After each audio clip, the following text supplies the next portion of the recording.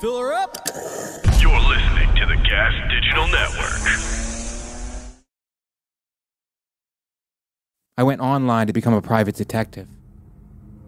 It was a private detective school online, and I paid online. And I never heard from them again. I thought to myself, I either got ripped off, or this is my first case. This is a journalistic podcast, Shannon. We vaccinate our listeners with answers. And I'm going to keep lip-syncing the important questions until TikTok gives me a show. Shannon, how can the moon landing be real if the moon itself is fake? That's not true, Mike. Oh, isn't it true, Shannon? You're fake. You're a hologram. 1 in 5 New Yorkers are food insecure. What's your solution for that, Mike? Fortune cookie. Because that's food and advice at the same time. Shannon, at least have the decency to backstab me, okay? You stab me in the front every time. Some fans can't watch the podcast because they're triggered by our sexuality. And message to those fans, we will leak a sex tape right into your mouth. This is Mike Vecchione Investigates. And you're not better than me. Welcome to another shocking episode of Mike Vecchione Investigates. I am here in studio, and there is no one here except the gorgeous ladies of the Mike Vecchione podcast, protected by glass in the other room. We're doing these episodes on purpose because I need to speak my truth, and people need to hear what I have to say about certain topics, okay? This world is spiraling into a dumpster fire, if I can sound like a 16-year-old girl for a second, and I need to comment on it, and apparently, according to podcast rules, react to it and get clicks. So that's what we're doing here. Tried comedy, didn't work out, now I'm doing journalism. And I will do journalism until my heart is not beating anymore. Technically dead, I'll come back as a ghost, I'll do it again. It doesn't matter, okay? I keep coming. And that's what you guys need to realize. Numbers are low, doesn't matter. Small studio, doesn't matter. I will keep showing up, and I will keep giving 110% until things start falling in my direction. And if they don't, then I will do it in the middle of anarchy. Do you understand that? Anarchy is a big word for the fans, but that's what I will do. Anarchy means chaotic. There's no order to anything, which is the way you guys probably like it, low-income whites. You like anarchy and you like chaos, and that's the way you guys function. And I'm trying to coach you and teach you that there's an order to things, and order is better than chaos. This is kind of turning into a universal argument. But it is, where does the rubber meet the road, Mike? That's what a lot of you are asking yourselves, Mike. Where does the rubber meet the road? Let's kick the tires on some of these. People from the South are saying that. Let's kick the tires on some of these theories. I come in today and fresh from the gym. And for those of you out there, you didn't really come from the gym, Mike, did you? You're just saying it. It's a podcast. You're talking.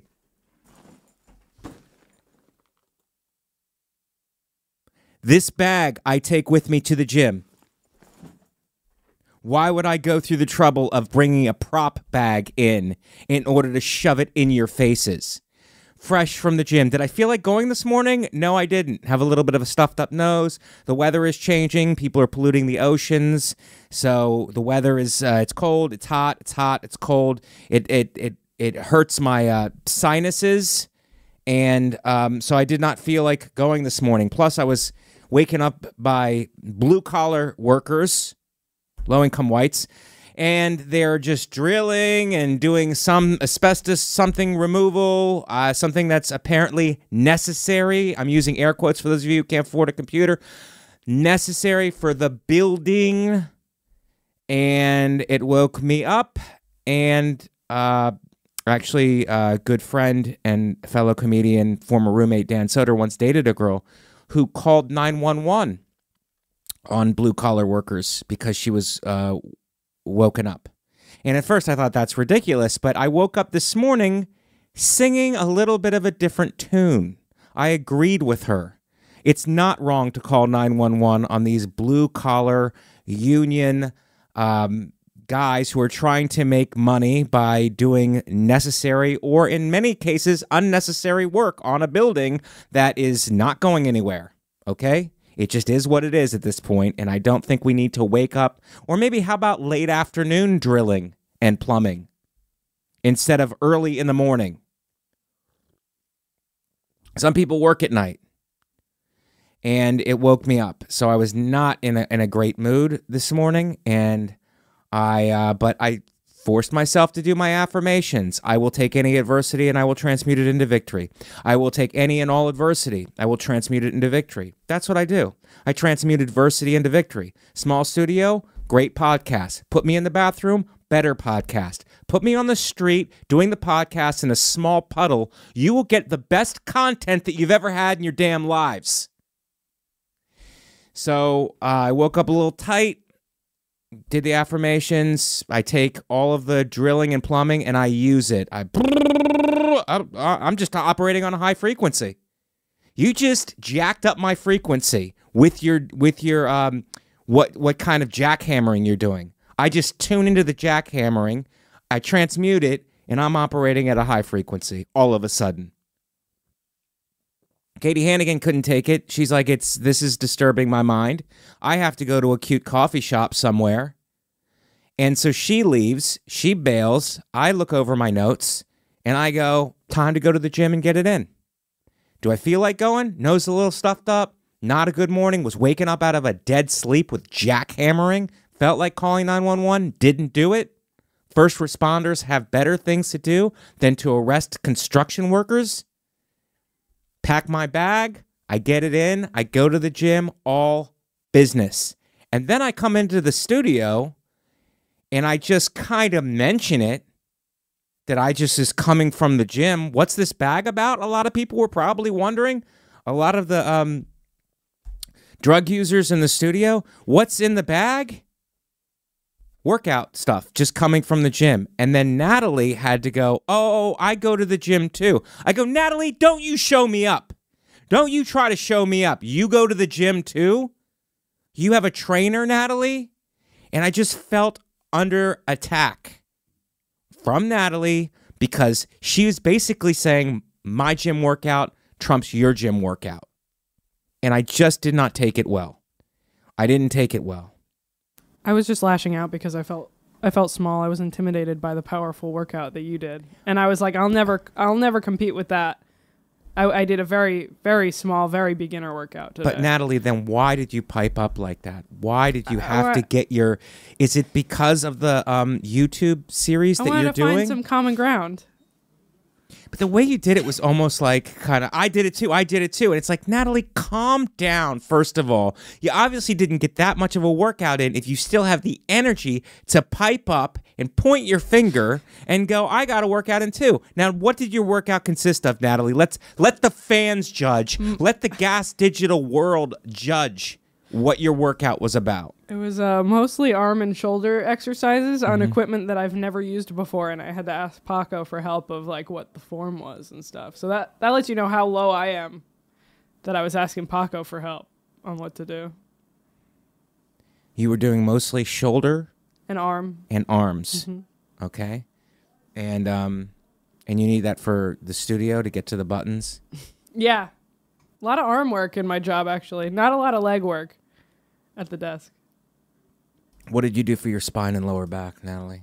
I hate to poke holes into Paco's whole workout, but it looks like he only focused on 2 body parts. One of the exercises, he was like, you should feel this over here. And I did a little bit, but not as much as I should have been.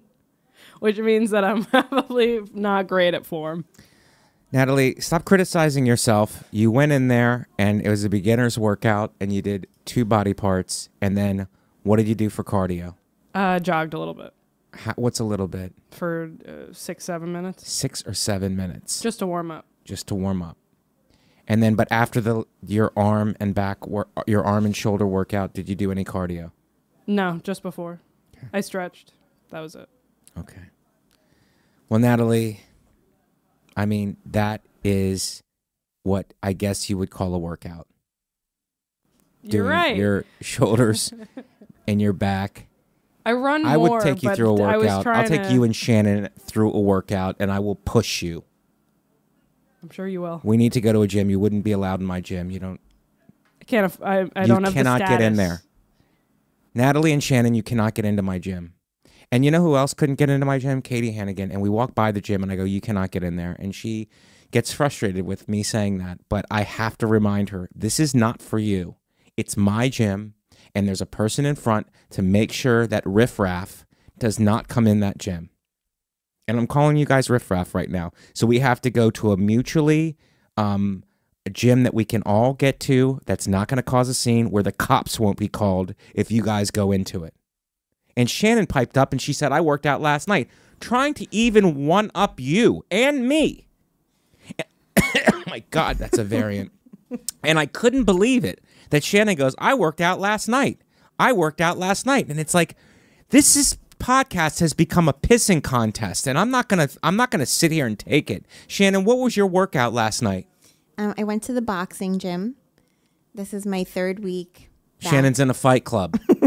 Shannon's in a fight club, apparently. And Natalie at least didn't come in hot. She came in like, I'm just a beginner. I have to learn and stuff, like tiptoeing around. Shannon comes in going, I fight for a living. I fight. It's my 3rd fight club that I've been to. And Shannon, what did you get into? So it was an hour of like drills, mitt work, and then core work at the end. But the whole thing is basically cardio. Yeah. And the gym is owned by 2 of New York's finest. Right. So that's why I hope eventually there will just be like some hot cops in there, is what my hope is. Shannon, are you in there to fight, or are you in there to attract hot cops, as you put it? I will say Hot cops or working out, because your mind should be focused on the mitts. It should be focused on your jab, your uppercut, your hook. It shouldn't be focused on the next hot, sexy first responder that happens to come in, Shannon. I will say this is how you know that I am in there for real to work out, because I don't look cute. I just wear like a t-shirt and yoga pants. I'm not in like a little sports bra or Right. whatever. Like I mean business. You mean business. And you're out to do damage. When you hit the mitts, what are you thinking besides Louis J. Gomez? That's really it. That's it. Yeah. Puerto Rican rattlesnake. And it's in Staten Island. So that means that there's tons of testosterone around it. Yeah, there are. There is. There's a couple of chicks in there, though. Do you feel like you want to fight them because they're competing with you to nab one of these first responders? It's not one of these anything. low-income whites? I think that I'm going at the wrong time of day, because they're not there when Yeah. I'm there. Yeah. I have to go at a different time. So no competition yet. Is There's this no one. podcast getting in the way of your dating life, Kind of. Shannon? Kind of, actually. Well, I'm sorry at 3 p.m. that when we're doing this, that it upsets you. And we're going to be doing a couple from the road coming up. Yeah. Because I'm busy, too. Maybe we can make that at a different time so I can go when cops would be going. Shannon, I'm here for you, okay? Thank you. I want you to get arrested. Arrested right into a marriage. Could you bring Natalie to the fight club, or Natalie doesn't set foot in Staten Island? I don't know if Not she with has her ever been to freewheeling Staten lifestyle. Island. She would not set foot I in live Staten in Jersey, Island. so it's not that far. Jersey and it's Staten closer Island are than- kind of the same thing, I could aren't drive. Yeah, I could drive there somewhat easily. they? Wow. Well, I work out in the big city, and I would love to do a podcast workout with you guys. I don't see how that could possibly happen. If we'd have to, unless Gas Digital continues to buy buildings and creates a gym, which is not. I think Skankfest is all going to be singing and fighting pretty soon. It's not going to be any more comedy. Comedy is a thing of the past. No one cares about it anymore. It's all journalism, fighting, and singing. And I was almost on Josh Adam Myers and Justin Silver's podcast. I was this close to nailing it, a booking. And there was a studio mishap, which never happens on this show. You'll be there soon, hopefully. Well, now my schedule is tied up, Natalie. I won't be Someday. there soon. I won't be there soon because my schedule is very tied up now. I'm moving. I'm shaking. Someday, though. You must go to a positivity gym, Natalie, because someday... I just also do that show, and I would love to see you on it. I think you would be a great fit for it. I'd love to hear what your hair routine is. Besides, before Justin decided to leave for the dogs, to train them and to talk to them and to nurture them. Anyway, that's all of our gym stories wrapped up into one. Mike, what's the point of it? We all have a different gym story, apparently. I was just coming in to share the fact that I had just come from the gym, and I was proud of myself because it's a big win when you don't feel like doing something and then you go ahead and do it anyway. It's you bossing your mind because your mind is going to tell you, calm down, relax, just go in. You'll have more energy for the podcast. But I was like, no, that's not true. You're lying to me. This is me talking to my brain. You're lying to me, and you couldn't get into a good college on your own. But you're lying to me, and I'm going to go ahead and ignore that, and I'm going to go ahead and do the tougher thing, which is to get your bag, ignore the drilling and the plumbing, take it in, use it for positive, and go to the gym. And what did I do at the gym? Okay, well, first of all, I get changed. And I go right into a workout, 3 sets of 10. I did pull-ups. I do lat pull-downs. I do pulls, pulling the weight straight in. Then I'll go to bench press, 3 sets of 10. And then I will do military press. That's over the head. Damn it, I forgot to do shoulders. Shit, I knew I forgot something. I usually do shoulders, curls, triceps, pull downs, 3 sets of 10, dips, 3 sets of 10, and then I blast my quads, lower body. I'll do squats if they're open. If it's not open, because there's one squat rack, which is basically a crime in that gym, I'll do leg press. Today, squat rack was full. 3 sets of 10 on leg press, 3 sets of 10 on leg extension, 3 sets of 10 on leg curls, addressing every part of the leg for those of you asking. And then I just started doing hip exercises, 3 sets of those, and then run for 15 minutes. First 5 minutes of the run on 6.0. I'm just jogging 6.0, but it's still challenging. Then after 5 minutes, I'll jack it up to 7, and I'll sprint hard for 1 minute. And then I'll come back after that minute to a 6 minute, and I'll do 6.0 for that minute. So I'll do interval training till the end. Then I stretch, then I steam, shave, shower. Get an Uber. Uber goes to the wrong location. Didn't freak out about it. Did not curse him out. I said, I'm on 315 and 24th. He's like, I'm 315 in Park. I go, something is wrong with the satellite, man. Your satellite is broken because you went to the wrong location. Didn't say it like that. Said it on the inside. He's working class, and he probably related to one of the guys who woke me up this morning doing jackhammering. He comes around, grabs me. Pleasant ride on down. And I'll tell you something about these ride apps. Always go, I'll wait longer. If you always press, you'll wait longer, you'll save money, and you're not necessarily waiting longer. I said, I'll wait an extra 10 minutes. And he came in 2. So he came, he grabbed me, I came down here, came into the studio, and then I let you know what happened as I came into the studio. Not sure if the coffee is poisoned today. Andrea was out there kind of lurking around it, is a word I'm going to use, lurking. Did she make the coffee? Did she not make the coffee? I don't know. It was being percolated as Andrea, who was in the military, is sitting out there. So did she have something to do with it? Did she not have something to do with it? She could have poisoned it. She has a military background. It's covert operations. Very CIA, under the radar, not on the record. No one would ever know about it if she did. And I addressed her. I confronted her about it. I go, did you poison the coffee? Just tell me if you poisoned the coffee. I know you come from a military background. She goes, military background? Mike, you would think that, but military, there's a lot of incompetence. I go, that's exactly what you would say if you poisoned the coffee. You would say there's a lot of incompetence. Oh, I don't know anything. I don't know anything. You know how to poison, though, don't you? Honorable discharge. If a lot of honorable discharge comes out of my orifices, you will know that I was poisoned. Dishonorably. Dishonorably poisoned. So that's what's going on. Woken up by construction, Didn't freak out about it. Stuffy nose. Did not lose my mind over it. Went to the gym anyway. Got in here. Figured out an Uber. And now I'm moving on with my day. Spot tonight. Gonna go home. Katie Hannigan made her world famous once a year chicken soup. And there's a lot left over. We had it last night. There's a lot left over, so I got to go have a couple of bowls of that. I don't have to, but I will do it because it's left over, and I love it. And so that's what's been happening. I watched something on Netflix last night. I was telling Shannon about it because I was assuming that Shannon would already know about this. All right, guys, I want to take a second right now to talk about our friends over at rockauto.com.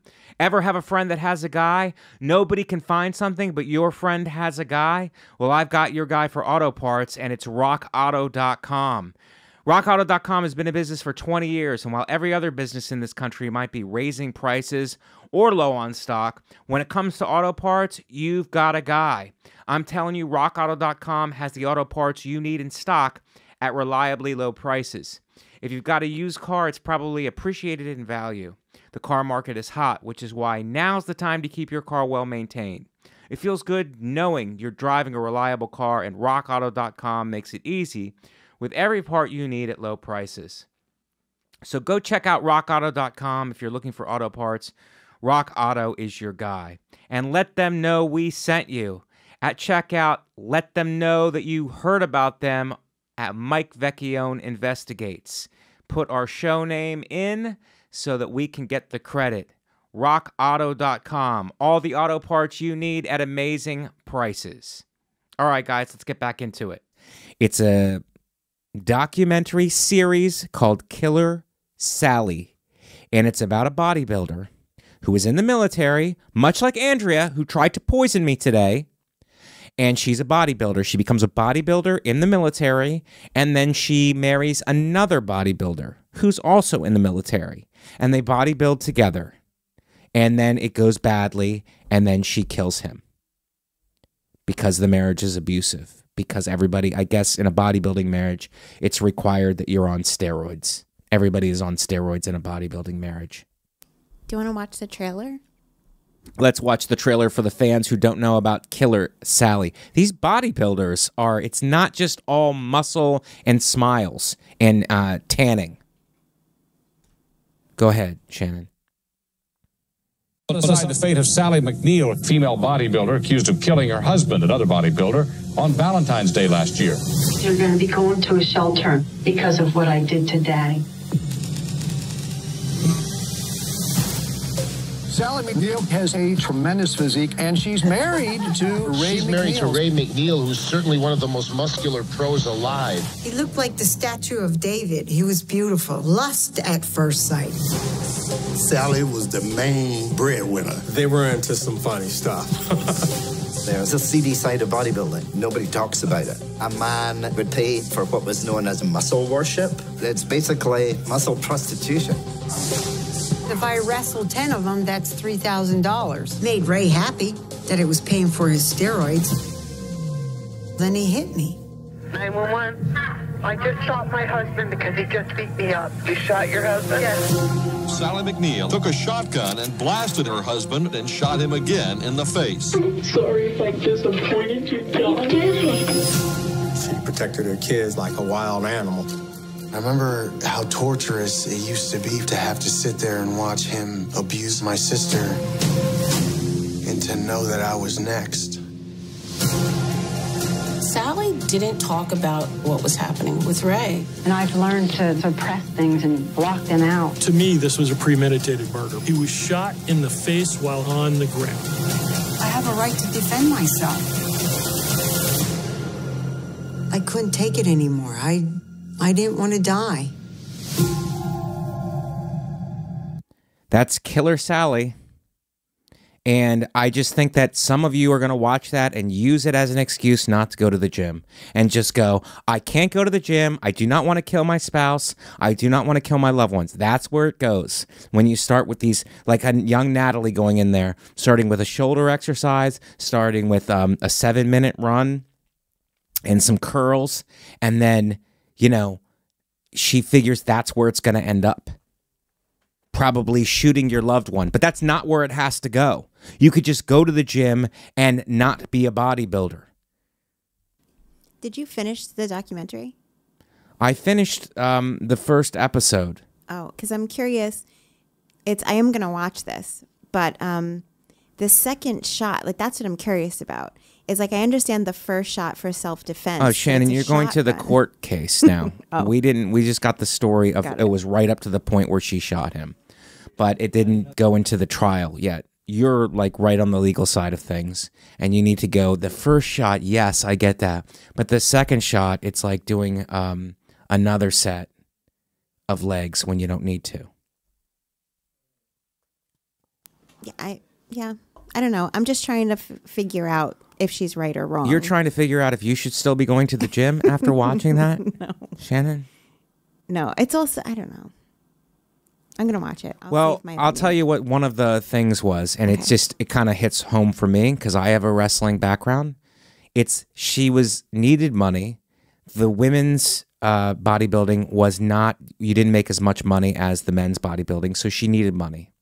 And he was doing good, but he still wasn't at an elite level at the time. He was still on the come up, as kids are calling it now. So they needed money. So what she did was she started wrestling men. Men would pay to get wrestled by a bodybuilder woman. So she would get paid to do that. So that's what she was saying. If I wrestle 3 men, that's $1,000. It's kind of like a fetishy thing, but there's no sex involved. Women wrestling men, like strong bodybuilding women wrestling men. And I just think that as I was watching it and I go, I think I could beat her in wrestling, even though I wasn't the best. I was still competent enough to beat her at wrestling. Just because she's a woman, or did you see her wrestle? No, Shannon, stop turning into a feminism protest. I just watched the way she wrestled, and just because I learned this from wrestling also, big muscles on a man or a woman means next to nothing. Sometimes it means something, sometimes it means nothing. So big muscles, it's not that impressive when it comes to wrestling. Mm-hmm. So I saw that. I saw her using her big muscles and the figure 4 that she did on the guy's head. And these guys look very fat and out of shape. So of course you're going to win. But I just think that I could have taken her in a match. I have a question. Sure. When these guys hired her to wrestle them, is she like supposed to try to win?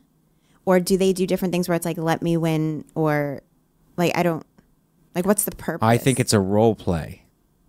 It's a role play. But I would actually, if it was me calling her over, I'm going to actually try to win. Okay. I'm going to actually try to beat you. I don't think these guys were that invested in it. They were doing it more as like a kink or something. But I don't understand. It's like a kink, but it's like she keeps her clothes on. There's no anything happening sexually. It's just kind of weird. Yeah, I don't understand. Unless they want to feel like overpowered. Right. By They a want to woman, feel overpowered. and then they just like take care of themselves immediately afterwards, thinking about it. Take care of themselves, Shannon? What a nice way to put it. This is a family show. You've got a family. It's so family orientated the way that you're coming off, Shannon, right now. Take care of themselves. I don't know if it's that. It's just kind of a weird thing. So, but I'm just saying, I think me or any of my friends would be able to win against Killer Sally, even though she's bigger than us. We had who knows what endurance she has? Big muscles like fall quickly when it comes to like strength endurance over a period of time. Did she have a wrestling background at all? Mm-mm. But she had a military background. So, and she's shredded. She's shredded wheat. She's really shredded. And he was very shredded, that guy, you know? But it's like a marriage is more than just muscles and just working out together. Can that bring people together? Yeah, I guess it can. But when you throw steroids into it and you have, roid rage and stuff like that, then this is what happens, you know? And she has 2 kids. She had 2 kids by another man. Oh, those weren't his kids? Those were not his kids. She had 2 kids by another man, and he was coming in as a stepfather. But then they did his background, and his background was brutal. Like, he got beaten and, brutalized. It really is the first 7 years of your life, your subconscious gets formed. And you really, it kind of determines who you're going to be as a person. You can change it. I'm doing it right now nightly with my affirmations. I'm taking all my adversity and transmuting it into victory. But really, that sets the table for your mindset. The program that your mind runs every day is developed between birth and 7. I can see that. You can see it.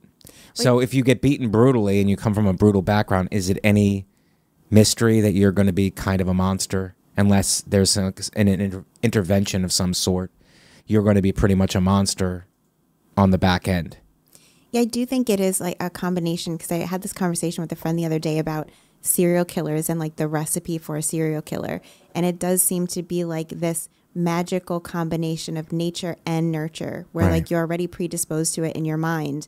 And then you get like abused by a family member or shamed for your sexuality or something, that just like those two things together make you a monster. Those two things together make you a monster. It's my theory.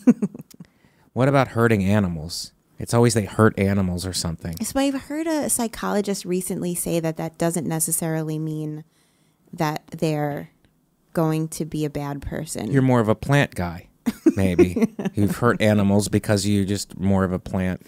Maybe. You have more of a green thumb. Could be. No one turns it that way. That's a good point. It's a great point, Shannon. I make a lot of good points on the show, which is why people should subscribe and like. Anyway, I'm draped in Eagles green, and Eagles are 8-0 right now, so we're having a great season. It's a championship season, so I have a lot of pride. I was walking down the street, and there was another guy walking with an Eagles shirt on, and he saw my sweat top, and we fist pounded each other on the street. Complete stranger. Could have got hepatitis probably from it, but you know, it's part of the championship mentality of being an Eagles fan right now. I like that. It's really like great. A cute little community. It's a nice community, Shannon. A nice community of champions. I like it. And you guys are on a winning streak because Natalie came in hot with her workout plan, and then Shannon had to talk about her fight club that she was in, and that she doesn't dress cute, and that she's in it for the combinations that she throws, and not to impress anybody. She's not wearing a sexy ponytail, hoping that somebody from the bomb squad comes in. Would you ever date somebody from the bomb squad? Yeah, that would be great, I feel like. Yeah, but he might die at any day because of a bomb. And that makes you appreciate your relationship so much more. No. The fact that you can't just appreciate the relationship without the potential of the guy getting blown up every day at work. Just hear me out, Mike. The black wire and the red wire. Do you ever see those movies where it goes, which ones is it? The black wire and the red wire, the blue wire or the red wire? And if they do the wrong one, then it's over. You just want his pension. No. Is that where this is going, Shannon? That is not. You want his pension? No. If I may explain. If I may explain.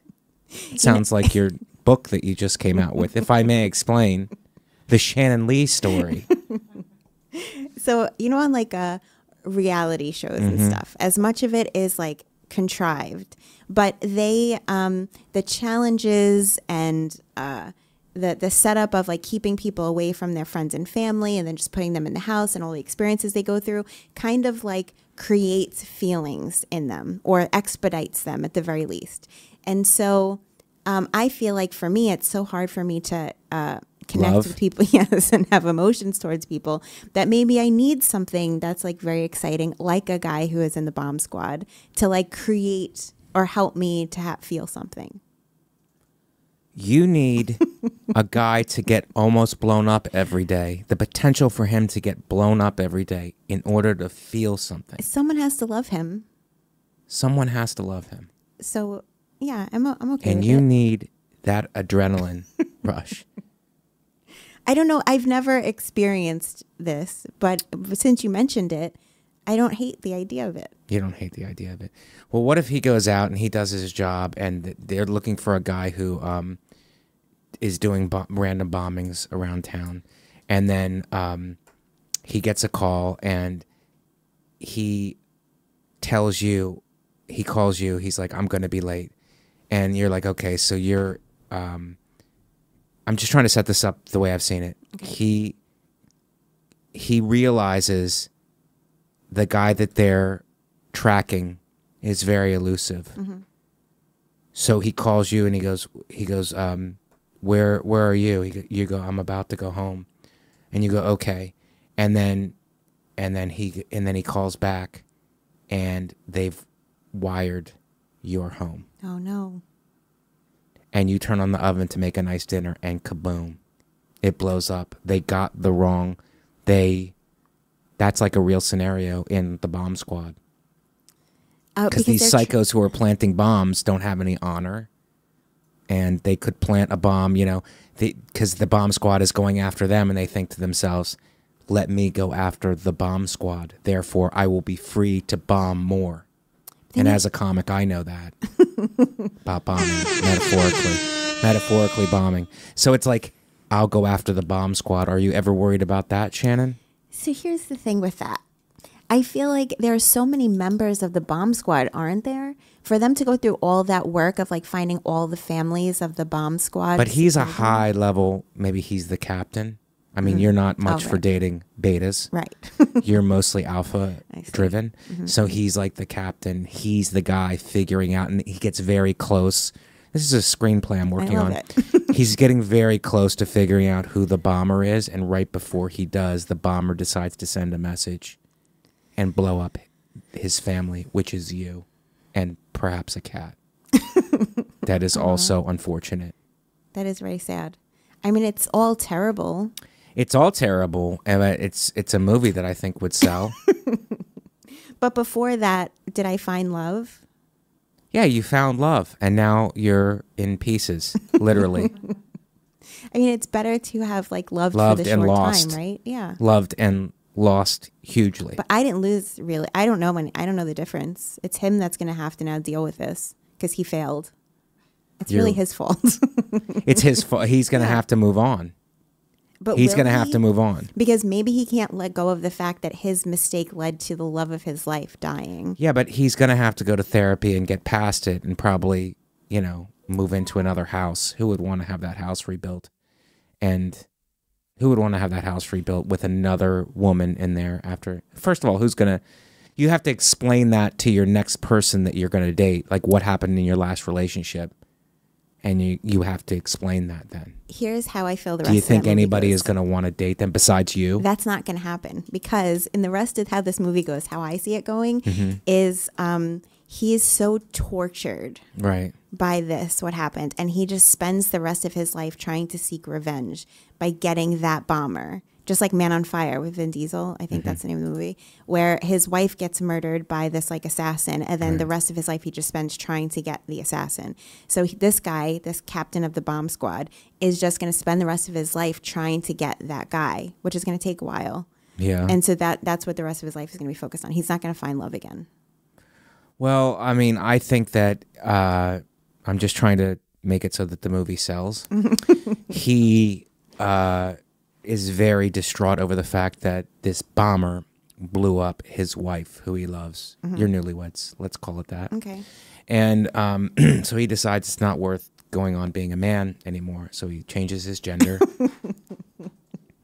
And then he dates somebody from the bomb squad, a man. And the same thing happens to him and he gets blown up. And then this is just a cycle that keeps happening. Yeah. And that is a good cycle. movie. And there's part 1, part 2, part 3. And it just keeps happening. And maybe the next person doesn't change their gender, but they do something else outside the box. And yeah, it just keeps going. And the bomber is on the loose. You know, the movie Speed comes to mind, where the bomber puts the bomb in the bus and is like, you cannot go less than 55 miles per hour, if you guys remember that movie. Those of you listening, if there are people still listening to the show at this point. I need some more coffee, and I need Andrea. I don't want to say I don't trust our military, but I do not want poisoned coffee. Do you really need more coffee? Yeah. Okay. Should we go for a break? We can. Everybody can go to the bathroom then. Everybody can check their sexuality. And their gender, and whether the poison is in the coffee or if it's not in the coffee. We can do that, or I can just run and get you coffee and we don't need to take a break. Yeah, but we're having a conversation about a movie that may or may not get made, about a bomb squad captain and the love of his life who gets blown up while making some kind of a lasagna, I would imagine. That's fair. So I just think that My Way is the movie will sell more. You're right, because there's some kind of a conclusion there, Shannon. With your idea, it's like he's searching, but at the end, does he find love? Then no, he doesn't find love. He never finds love. No, but because you were so great, you knocked him so far off his feet that he could never find love again. No one will ever replace you. Is there a tad bit of narcissism in there, Shannon? Do you think, or no? No, this is the type of movie I like to watch, right? Because it's such a strong love that no one could ever fill my shoes. And then he, like, what makes him be able to, like, have friends and, like, talk to his family again, because he obviously doesn't do any of that either. He's just solely focused on getting that bomber. Yeah. And so once he does get the bomber, then it's like, oh, at the end he's like running and like hugging his family and going to Christmas dinner and stuff. Right. But that's it. Like, he just resumes life in that stops way. being horny. Yeah. Can't be horny anymore.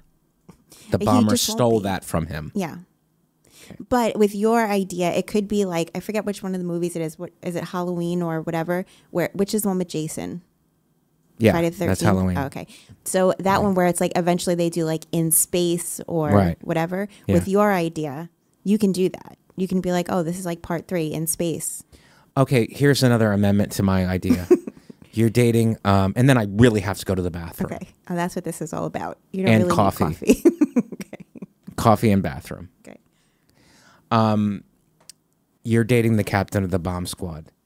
They can't find this elusive bomber.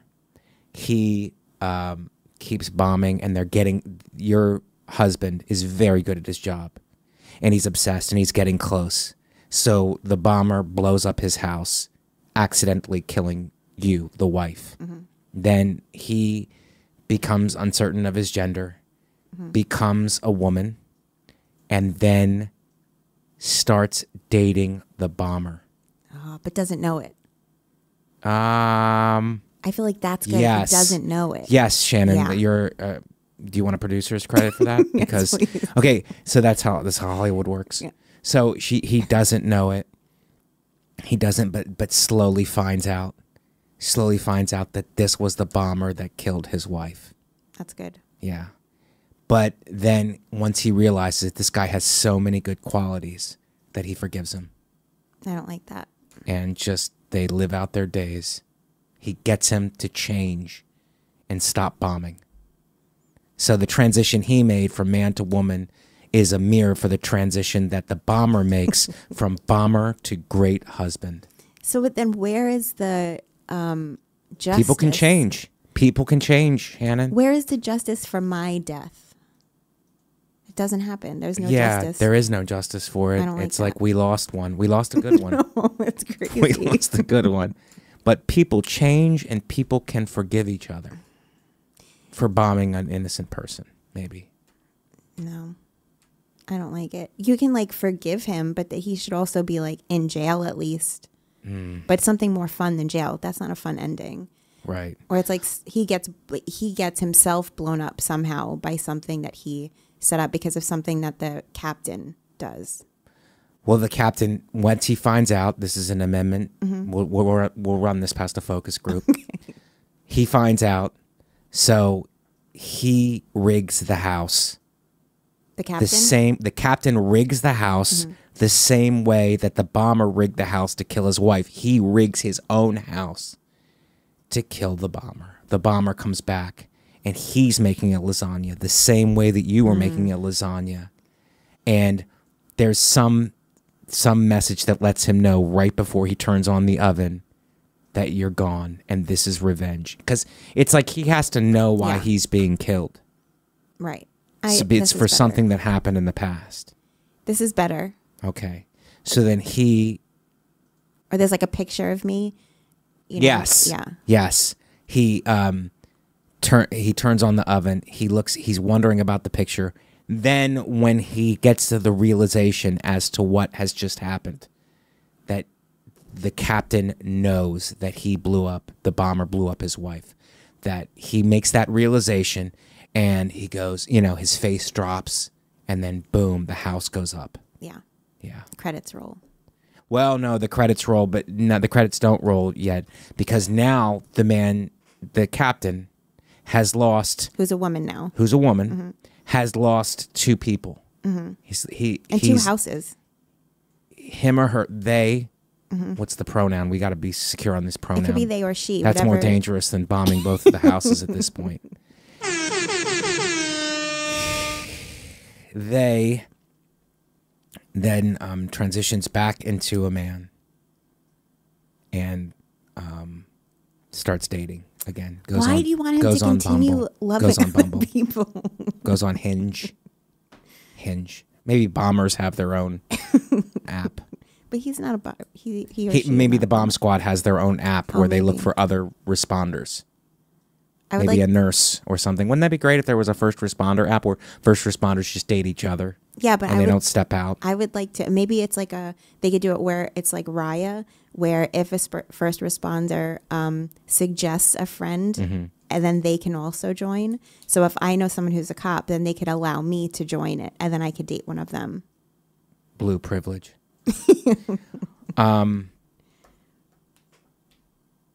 No, can I just give me a second here? Because after the death of the bomber, the captain then, I think, stays a woman and starts dating an architect because he needs another house built.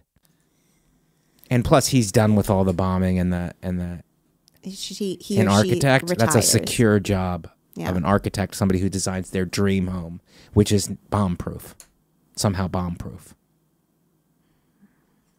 What do you think? There has to be a tribute to the original wife in some way. Oh my God, Shannon! Because that's what like because everyone's now emotionally attached. To all the but you have to once he doesn't live with that hurt will always live with him at some level, but it can't be bubbling beneath the surface every minute of every day. Once he gets revenge for the wife, that chapter of his life, we all have chapters in our life, Shannon. I don't think you really understand this because you have a bookmark and maybe a chapter and you refuse to move on and you will not pay for a Kindle.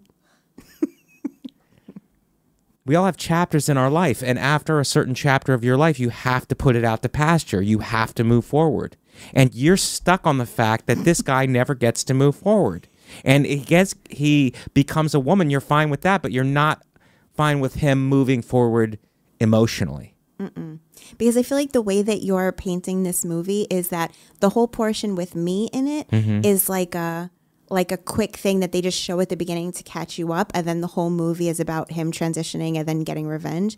And I feel like the first half of the movie should be like, oh, us meeting, our relationship, him doing a great job. It's a quarter of it. I'll give you a quarter of the fact that he meets the love of his life and he's living like a knock around nice lifestyle, bowling on weekends, family vacations, trips. You're about to have kids. Let's up the stakes. That's what they say in Save the Cat, the book. Up the stakes, like you're about to have a kid, and it just gets blown to bits, Shannon. Literally. And then he's forced to confront his own gender. We need to get this sold. And revenge is on his mind. Maybe he doesn't even feel like a woman. Maybe he feels still like a man, but he transitions into a woman because that will help him. He's so hell-bent on solving who the bomber is that he's willing to do anything. So he's like Mrs. Doubtfiring it? Yeah, but Mrs. Doubtfire was kind of a fun thing. This guy has vengeance on his mind, okay? And he's willing to do anything to get revenge. Becomes a woman, starts dating the bomber, unknowingly. Unknowingly or unknowingly? No. Okay, because he starts dating the bomber knowingly. Yeah, because the way that you're saying it now is if he is pretending to transition just for the purpose of getting the bomber, then he has to know that he's dating the bomber. And then he's transitioning, or he's like Mrs. Doubtfiring it so that the bomber doesn't recognize him. Right. And then the reveal at the end can be like, oh, I've been the captain of the bomb squad this whole entire time. Yeah. I like the fact that he transitions naturally because that's who he always was. And then he starts dating the bomber on accident. Then he realizes it's the bomber. And then he blows the bomber up. Yeah, I do like that one better. And but then the what credits, happens? Then the credits roll. No, then he still has to. No. They, his pronoun is different. They have to go on with their lives.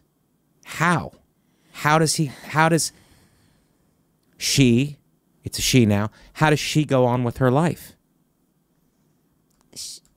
I still feel like it should just be she then reconnects with her family members because she's been in isolation, and then that's it.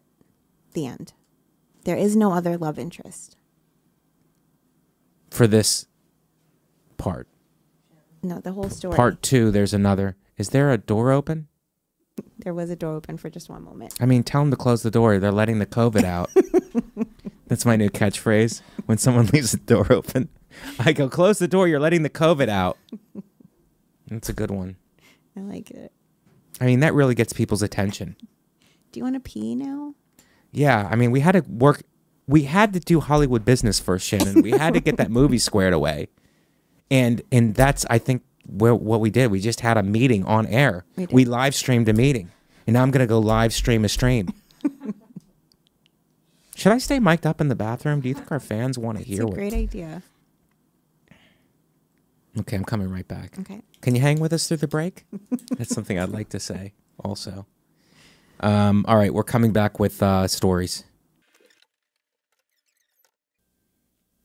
We're back, everybody. I was in the bathroom and also getting a cup of coffee.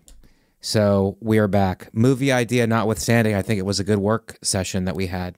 Shannon? I think so. Stay tuned, everybody. Stay tuned. We have this idea. Bomb Squad. Shannon's up for it. I'm up for it. I would play the Bomb Squad person. Shannon, you would be my wife. But you would have a short part because you would be blown up soon. I'm half of the. Yeah, it's a quarter of it, and then you would. I mean, I guess we could put you in some dream sequences where you come back and go. No, it'd be like flashbacks, like of just like me, like us, like at like a beach vacation. Yeah. And then, like, you know. They never do flashbacks of when the couple has problems. No. It's like, I told you not to leave your clothes out. And it's like, that's never a flashback. No. Where it's a nightmare. Just good, pretty times. God. Let's go to some stories. Our fans demand investigations. Yes? Before we do that, Mike, I just want to take Andrea's just coming in really quickly. Okay. Andrea's coming in hot. Happy birthday to you. Thank you. Happy birthday to you. Happy birthday, dear Mike. Happy birthday to you. Wow. Thank you so much. Thank you, Andrea. At the beginning of the podcast, I was accusing you of poisoning me. So this is a way to... This is a great rebound. If the coffee didn't get me, the cupcake was poisoned on his birthday. That would be a headline on the Post. That would be. Poisoned on his birthday? So many views. God, it would get so many views. What's that? It would be an article we investigate on this show. Yes. I mean, somebody else would be in this seat. I would be dead. But, I mean, could you guys could not go on then. I would expect that you guys don't date anybody else. Of course not. Not until we get vengeance. Yeah, you have to get vengeance off Andrea. And you have to somehow come over her military background. Right. Shannon with your boxing skill that you have, and Natalie with your arm and strong shoulder workouts. You would have to then take down Andrea. So since we are, full disclosure, we're pre-recording this because you're not going to be here the week of your birthday. Right. So this is a happy birthday. You have to make a wish. Okay, I'm making a wish. Yes. Yay. And it's chocolate too. And I didn't eat anything today. I'm fasting. And then that would be the wrong thing to eat right off the fast, which is a blood sugar or the shot. perfect thing to Would be the perfect thing to eat. You want to talk about Bomb Squad? I'm going to be flipping out. I'll be bouncing off the walls. Thank you guys. Very touching. A cupcake. And you know, I didn't want a big cake anyway. I did not want a big. What would we do with all of it? You know, there are one some cupcake. extra cupcakes in here. Oh my God. Yeah, I know you probably want one, Natalie. Let's go to some articles. NFLer D'Amato Pico's father-in-law owns a store where $2 billion Powerball ticket was sold. Yeah, so apparently if you own the store where a winning ticket was sold, you get a certain amount of money for that. That's pretty great. And so he got $1 million for selling the winning ticket for the historic $2.04 billion Powerball. What would you do with $2.04 billion? I can think of so many things. Would you? Yeah. Would you buy your own fight club instead of just going to one? You would run it? You would buy a police academy, Shannon, and then date everybody who's in it? I would definitely have a security team Yes. that I would hand select. Oh, that would be so much fun. A sexy security team, Yep. Shannon? Mm-hmm. That would be great. That's really all that I want, I think. Yeah, a sexy team. Yes. Of security guys. Yeah, like giant, deadly guys. Like giant and deadly. Remember that assassin guy at a Skankfest? Yeah. Like, and some of those. Giant, deadly assassins. You would, but if you had to fire one of them, then what? Then he would come back and get revenge on you by killing the rest of the team members and then finally getting you. So if I have to fire This is a very movie savvy podcast that we're having right now. We're just kicking ideas around. And for those of you at home who don't understand Hollywood, this is how it starts. If I would have to fire one of them, they would have to just be murdered, I think, then. Otherwise, I'm in danger. Yeah. You're like Griselda. Griselda, the drug queen. Yeah. Is that the godmother? The godmother. Yeah. You would be like the godmother. Wow. So if you owned the store, then you get $1 million. I'd immediately sell the store. Who wants to run a store? So he doesn't want to do that. Open a fun bar or something? No, he said that he loves work. He's 75 years old. Right. He said, I'm 75, still young. I will be here tomorrow at 6:00. I love work. So he's going to continue. This is what he looks like. He's just going to continue living life. He has 11 grandchildren. Oh my so God. he's going to share the money with his family and just continue on. Wow, that's the noble thing to do. Mm-hmm. I would buy a big car and drive past my family as they were impoverished. And I would go, what's up? I won the lottery and you guys didn't. $2 billion though? $2 billion? I think I would buy a sports team. Really? Yeah, and I would just go to all the events. So I would take over boxing. I would have a couple boxers. I would have like a team, and because then you could just fill your calendar with events that you would go to. This guy though, so this guy won $1 million, and then there is a winner of the $2.4 billion who we don't know who that person is, which they say you're not supposed to ever reveal it to anybody. I would never reveal it. Yeah. I would just come in. This is how you would know if I was a $2 billion winner. I would drive into the studio. I would just crash into it. Yeah. I would crash into it in a Rolls Royce. And then I would get out and I would have people throwing flowers at my feet, like in the Coming to movie, America. Coming to America. And I would be talking down to everyone.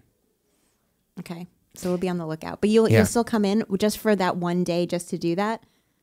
Or will you still continue to do No, the I show? would still come in and do the podcast. What good is it? What good is having money if you can't torture people with it? That's fair. I would torture everyone with it all the time. And I would not be humble about it at all. I would change my entire personality. Well, what do you think? Good to know. Then would you come in and then you do like your Italian thing where after the show you give like Natalie and I $5 and be like, good job, kids. Yes, good job, kids. I would tip you out. I would tip you guys. It's a great job, but kid. only $5. Yes. And then you would feel, oh, thank you. But then you would feel that toxic energy after somebody who has $1 billion gives you $5. Yeah. It's like what Rich did to you when he told the people at the sandwich shop that you own 3 buildings. 3 buildings in New York, in Manhattan. It's pretty great. Well, this guy is doing the right thing with it. D'Amato Pico, his father-in-law. So I would do the wrong thing with it. I would be immediately arrogant, and then I would flaunt the money around to the point where people would want to seek revenge on me. And I think that's the way to go when you have big money like that. Never keep it quiet. Always flaunt it. And I would play music loud. I would also have construction where there's no construction needed just to wake people up. Like happened to me this morning. I would do fake construction projects just to annoy people. Because that's the beauty of having money. You're not playing by any rules. That's what I love about it. Fake construction company. This smoke break is brought to you by YoDelta.com, the official Getting High sponsor of the Gas Digital Network.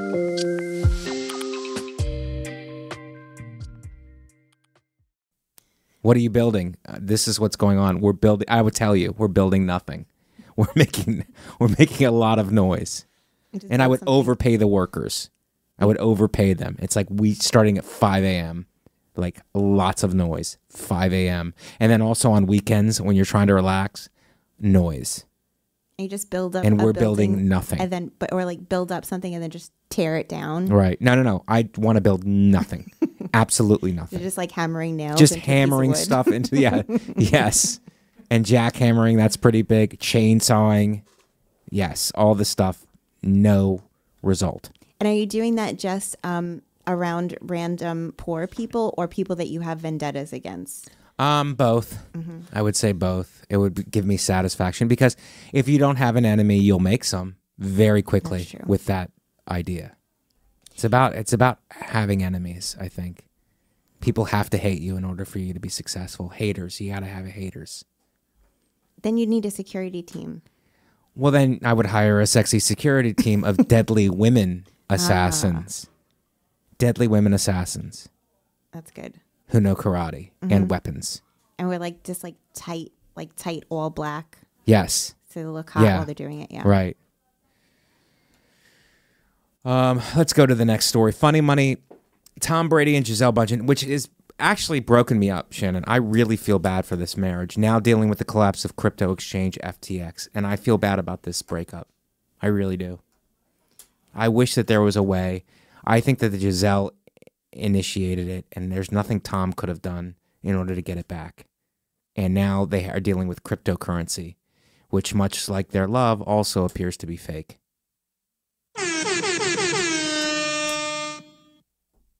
Or not what it seemed. Yeah. Like, you know, do you see the parallel there that I'm making, Shannon? I do. It's like the love was supposed to be real and forever, and it wasn't. And then the crypto was supposed to be money, but it's not. So it's like there's two parallel. Well, a parallel is... I said it wrong. I understand what you're saying. A parallel is to, like, the train track thing. They never cross. They never intersect. That's right. Yeah, I'm fumbling over my words. Fumbling is also a cupcake. Yeah, the cupcake threw me. But fumbling is also a football term, so I want it back that way. What's the article, Shannon? So already having a tumultuous fall, Tom Brady and Gisele Bündchen are among the likely losers in the stunning collapse of the FTX crypto exchange. FTX faced a liquidity crunch earlier this week. FTT, a crypto coin. Liquidity? You just confused our fans badly. I don't know really how to explain it. No, go ahead. Go ahead. Liquidity. Okay. Let's just... Okay, FTT, a crypto coin that the exchange issued, plummeted in value. The domino effect left the CEO of FTX desperate for a bailout from rival firm Binance, which seemingly precipitated the whatever. As of Wednesday, the bailout is reportedly in danger of falling through. So it's just going to crash. Wow. It's a crash of money that you thought was real but is really fake. Crypto. Yeah.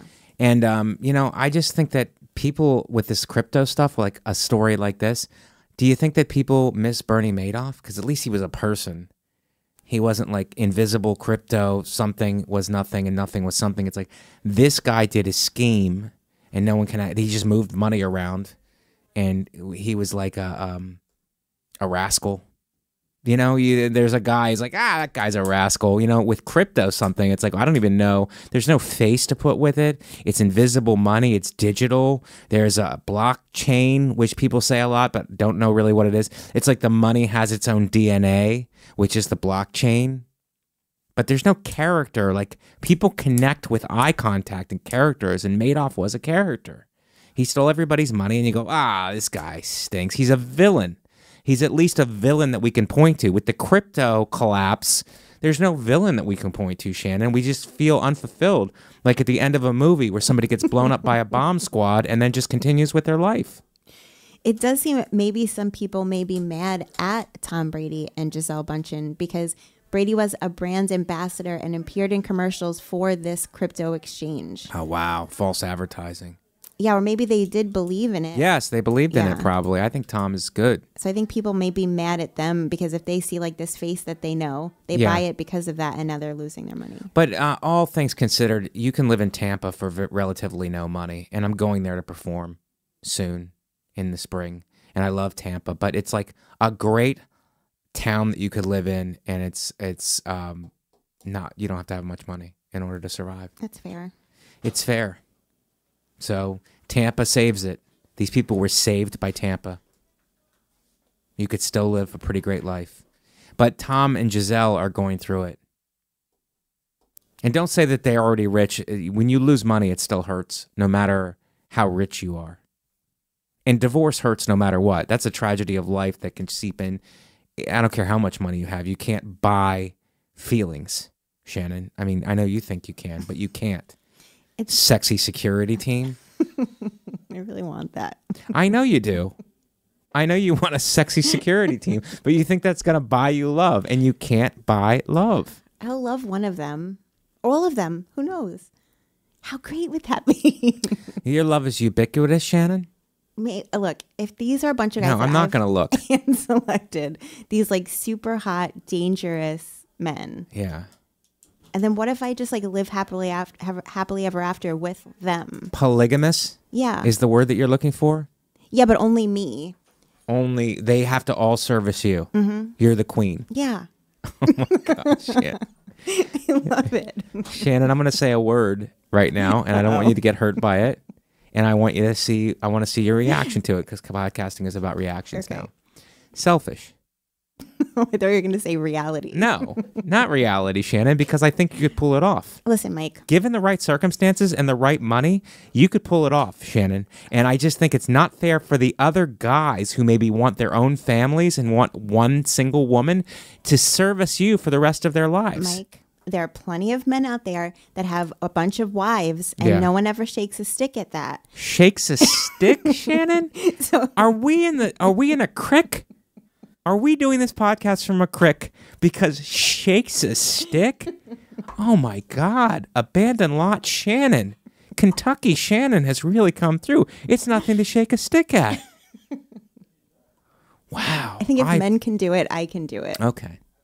Well, and they can't have sex with any other women, Shannon? No. No, they can't.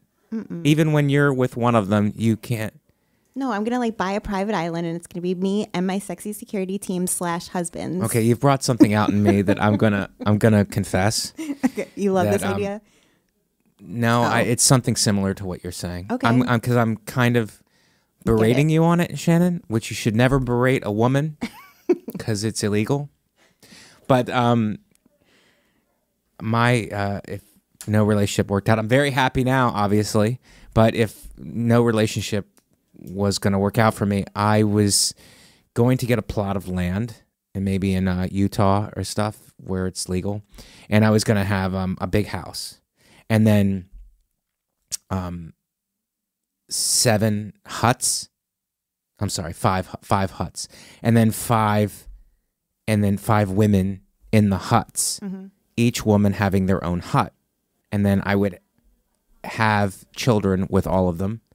And they would raise my and their children in their hut.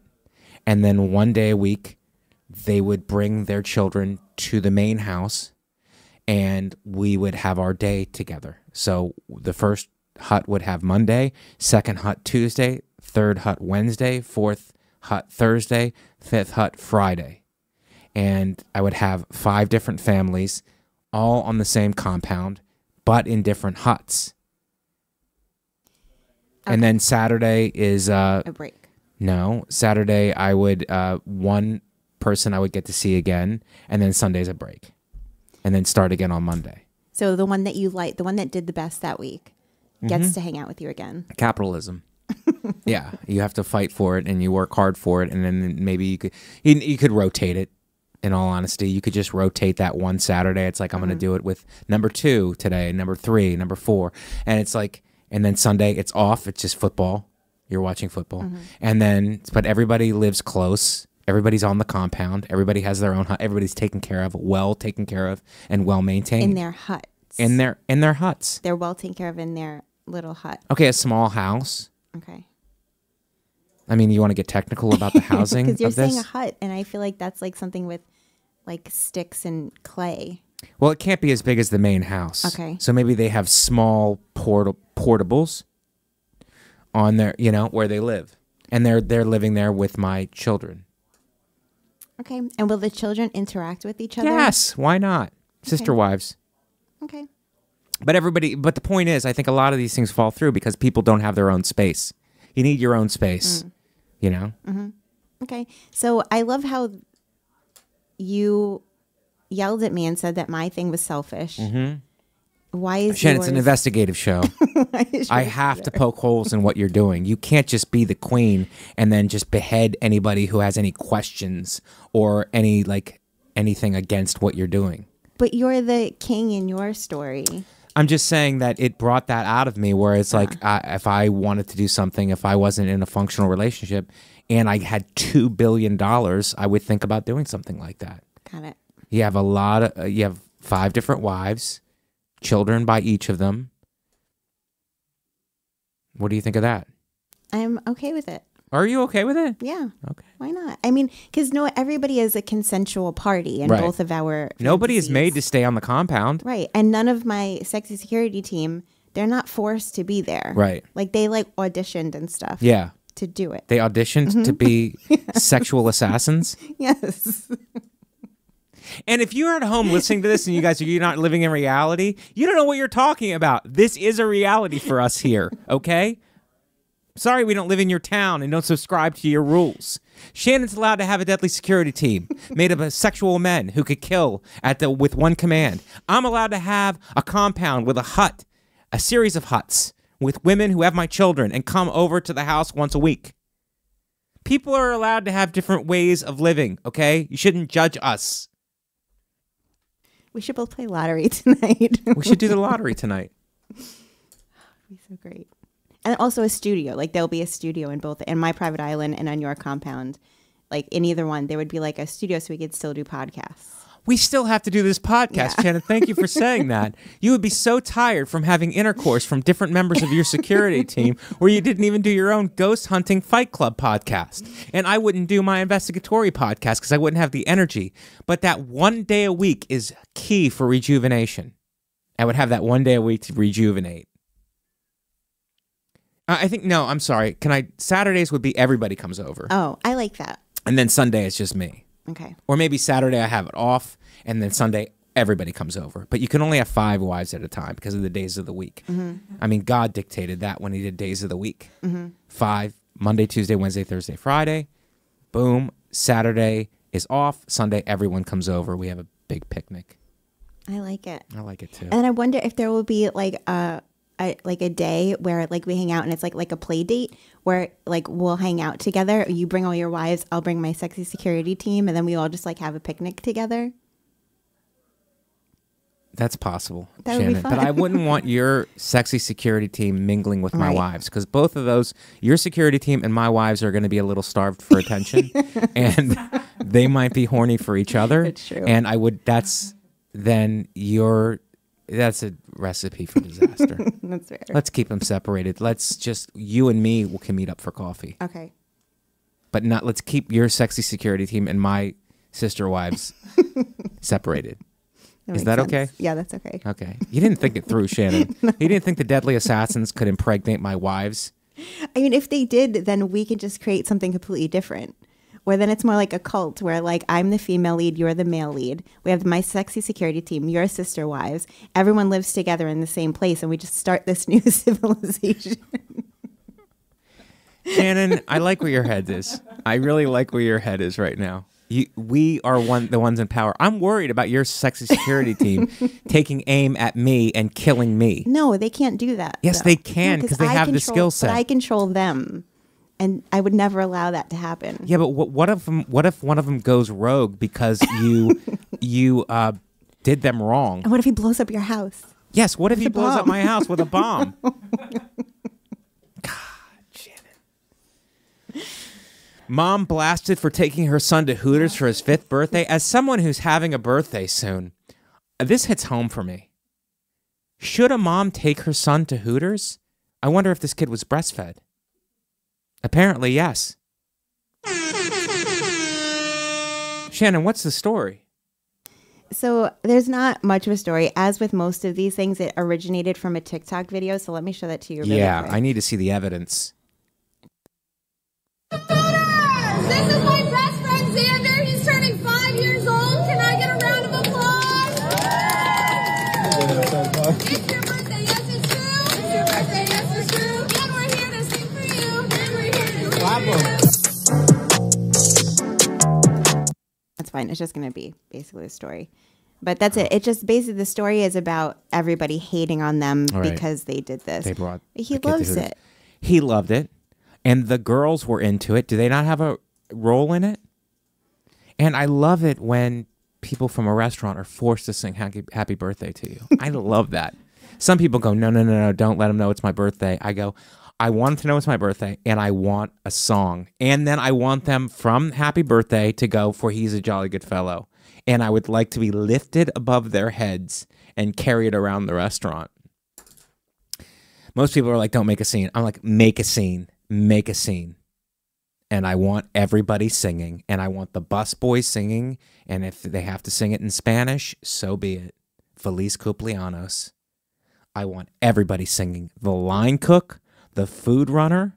I want the bartender singing it. I want everybody invested in my birthday. I feel bad for your sister wives when your birthday comes around. Mm-hmm. I'm a terror. It's going to be a whole thing. I am a terror. And it's a competition to see who could get me the best gift. To see who knowing that I don't like clutter. Mm. I do not love clutter.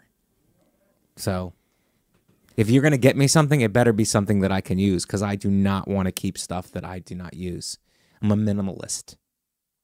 A sexual minimalist. Woman sparks fierce debate after blasting inappropriate and grim family for wearing their pajamas to breakfast at a hotel. But some claim it's normal on a holiday. Imagine the back and forth on social media about this. Should people be wearing their pajamas to breakfast in a hotel? You're in the hotel. It's like going downstairs in your house. With other people that are not your family. But everyone's staying there. It's like early in the morning. You probably stayed up late the night. But I don't know. I don't hate it. Get a shower and get changed. What are you? What are you doing? You're wearing your pajamas down to breakfast? Put on a pair of pants and shoes. I'm not saying get dolled up. What are people doing these days? And our fans are probably like, Mike, I just live in my pajamas. These are people who live in their pajamas. So I know what side they're on. Their problem is going to a hotel. Can't you just stay at home in your pajamas all day? No, you can't. You have to put some clothes on. I'm not saying you have to dress up. This is crazy. Is this also on TikTok? No. It's just somebody, I guess someone posted on Reddit that they were complaining that they had seen a family in their pajamas and they're so angry about it. And so it sparked. It's not worth ruining your day. Yeah. That's not ruin your day. It's just something to observe. Sometimes I see that on flights where people look like people are basically dressed in like pajamas on a flight. But shouldn't you be comfortable? Yeah, to comfortable. Fly? Not pajamas. Not pajamas, Shannon. I'm sorry. I guess I sleep in like stretchy. Think about our fans. A negligee? Yes. Yep. The end. But I sleep in like a t-shirt and yoga pants, stretchy pants. Mm-hmm. And so when I was Ralph and I were in Montreal for Laughs, and when we were like, oh, let's just go downstairs for breakfast, I didn't change. I stayed in what I slept in. Right. But it's not like pajamas. No, it's not pajamas. Actually, I can think of a new business idea as long as we're workshopping stuff on this podcast. And this is an out-of-the-box podcast that you guys are listening to. Formal pajamas. It's a pajamas that looks like a tux. So you're like, oh, pajamas. It's like, wow, this guy went formal. And is it, for the woman, it's like looks like an evening gown? Yes, evening gown pajamas. I like it. This is a great idea. You could meet the love of your life at breakfast. You would have missed them if you just had a T-shirt and yoga pants on. But because you're wearing a ball gown, but that's also pajamas, you might attract a lover. What about the footwear, though? Like, because slipper high heels. High heels that are also slippers. You get the comfort of a slipper with the elegance of a high heel. Okay. Yes, Shannon, it's sold. I sold this to you. I like it. I don't like sex. Kanye's ex, Julia Fox, tells Emily Ratajkowski that she can do without it and would rather take ayahuasca and see God. Who doesn't want to see God? But do people not need sex anymore, Shannon? I don't hate what she has to say. Yeah. I get it. Yeah. But I will say, though, that her explanation does have to do with some dysfunction earlier on in her life. Probably. She said when she was 18, she's now 32, she started working in a, quote, basement dungeon where she would be paid to fulfill men's fantasies. She said sex wasn't involved in it. Okay. She didn't have intercourse with her clients. Right. She said the humiliating job made her disassociate and left her looking at sex as a one-sided and trivial act. So, but she views it as a transaction where it's like, I'll have sex with somebody if I'm getting something from them. And at this point in her life, she has a kid. She's 32, and she feels like, I don't need anything for any men. I don't need the headache that comes with dealing with a guy. Right. So I'm not Well, if you look at interested. it like a headache, it's probably not going to go that well. Yeah, she says BS. The BS that deals comes around with being with guys. Well, I mean, nobody's perfect. But sex as a transaction? I don't know about that. I don't like that. I'll be honest with you. A transactional?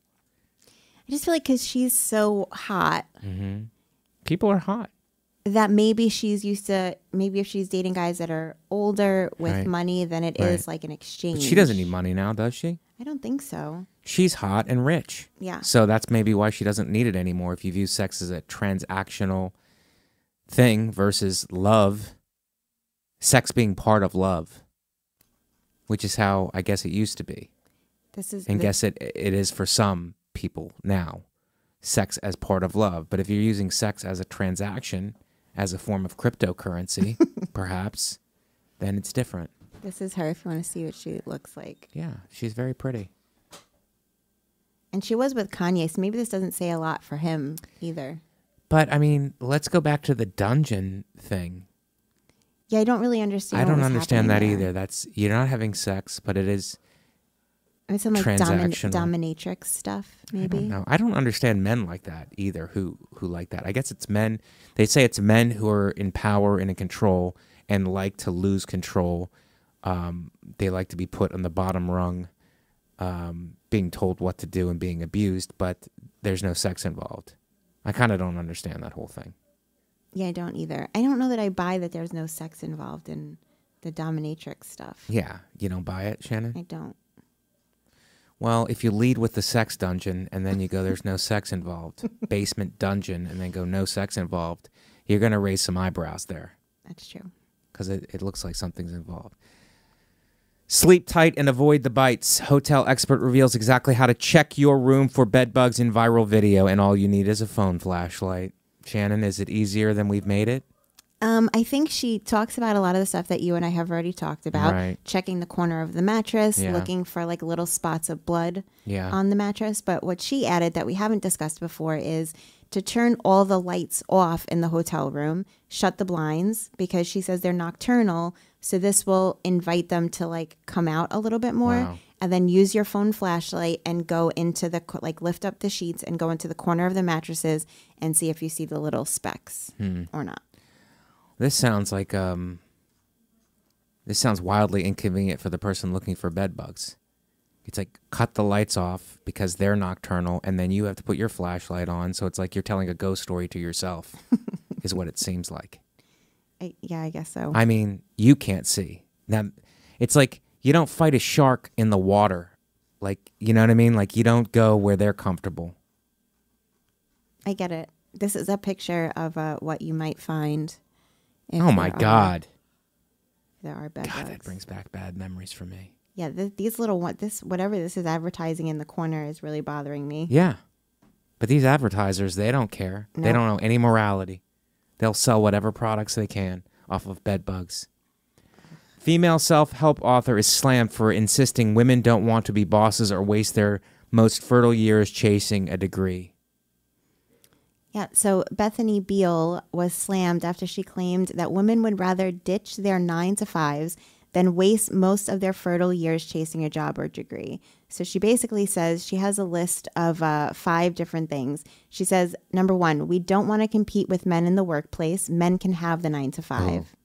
Number 2, we don't want to spend our fertile years chasing a job or degree. Number 3, we don't want a career before family. Yeah. We don't want to be boss babes. Yeah. And we don't want to hustle our lives away. Well, this is some women. Yeah. I think it's some women. She's saying all women. Oh, they're saying all. She's saying all women, and that's what the backlash is from. Yes. Yeah, this is some women want to do that. Other women don't. I mean, it's a very parsed response. Did I use that right? Parsed? Yes. Parsed? That's where it divides? Yeah. Parsley? I'm hungry. I'm really hungry. World's most advanced humanoid robot, Amika, says she'll have working legs in less than a year in jaw-dropping new video. It sounds like a threat. This was freaky, Shannon. Yeah. For our final story. So this is, hold on, I just got to let the ad play through. So yeah, this robot is responding with AI. So it's just answering the questions on its own. Here you go.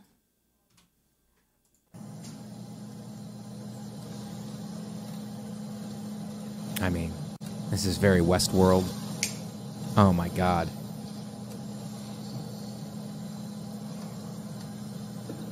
Maybe this isn't the one where it's I talking. mean, this is fascinating. Freaky. It's fascinating.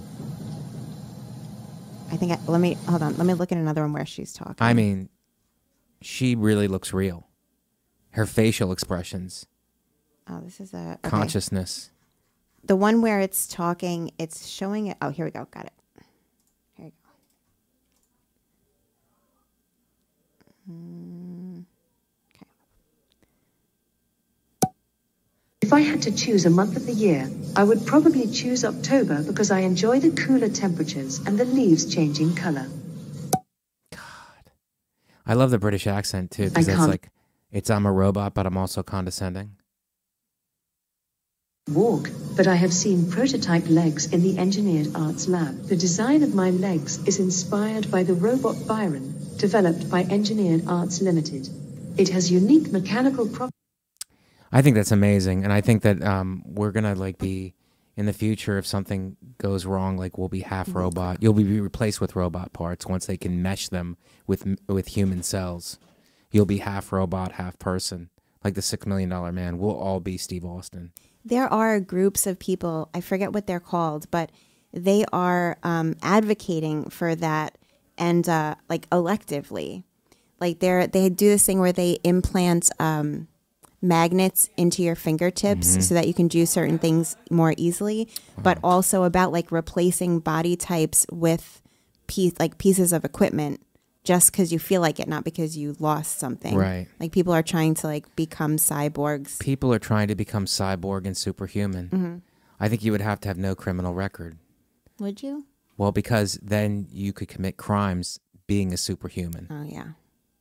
You didn't think about that one, did you, Shannon? Didn't. You just thought sexy crime. Something to think about. Well, we've covered a lot this episode. This is a solo family episode, and we started with the gym, and we ended up with artificial intelligence, with a huge script about to be written about a bomb squad and a woman and a person getting revenge.